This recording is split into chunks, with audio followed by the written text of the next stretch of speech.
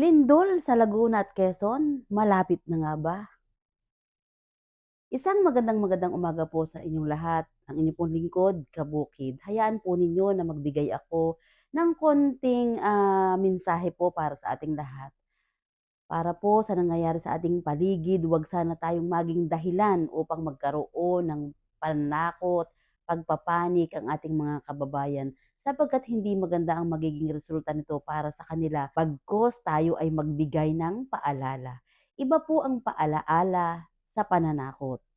Ako bilang inyong kabukid, nais ko pong magbigay ng isang paalala para sa ating lahat.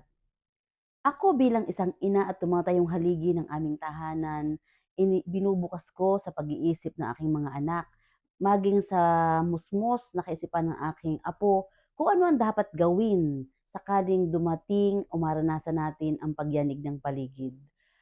Dapat alam po natin yung exact location, o yung talagang ipipinpoint natin saan tayo pupunta kung sakaling dumating man ang pagkakataong ito. Yung lugar na tayo ay pinakaligtas. Halimbawa, tayo ay nasa bukid tulad po namin.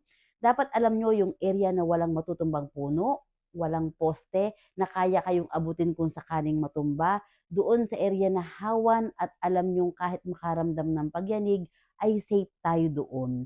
Gano'n din kung kayo man ay nasa lugar ng kabayanan, sa siyudad, dapat alam nyo saan kayo eksaktong pupunta kung sakaling makaranas nito. Dapat doon sa alam nyo na kayo ay pinakaligtas.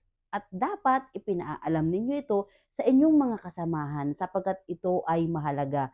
Pwedeng dumating ito sa panahon na tayo ay tulog, madilim ang paligid, gabi, kaya dapat po hindi magkaroon ng kalituhan at alam nyo sa inyong isipan saan kayo eksaktong pupunta.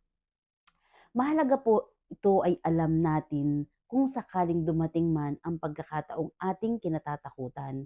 Mahalaga na tayo ay may handa, tinatawag po nilang go bag, sapagkat dito natin ilalagay yung ating mga first aid kit, ilang pakete ng tinapay, biskwit, tubig o may mahalaga kayong papeles. Hindi masama ang maghanda.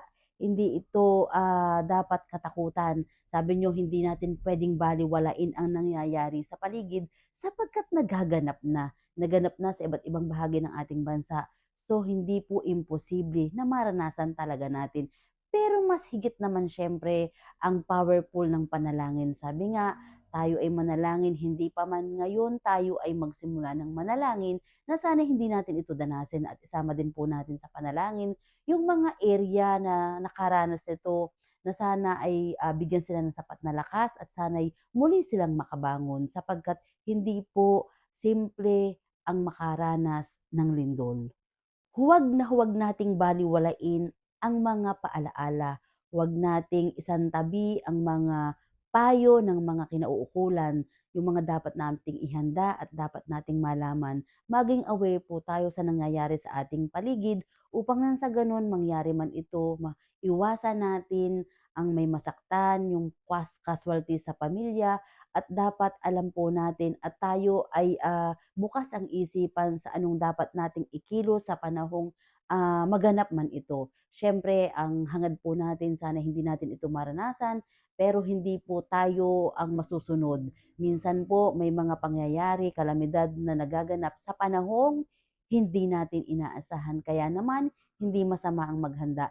Hindi pananakot ang pagbibigay balala, bagkos ito po ay pagbibigay ng payo, yung pagpapaalaala sa atin, dapat isipin din natin, hindi masama na ito ay sundin. Kaya sana muli po sa ating lahat, maging aware po tayo kung saan man tayo nandoon, anumang area nakatayo ang ating tahanan, saan mang opisina tayo nagtatrabaho, ano yung apang araw-araw nating pwesto.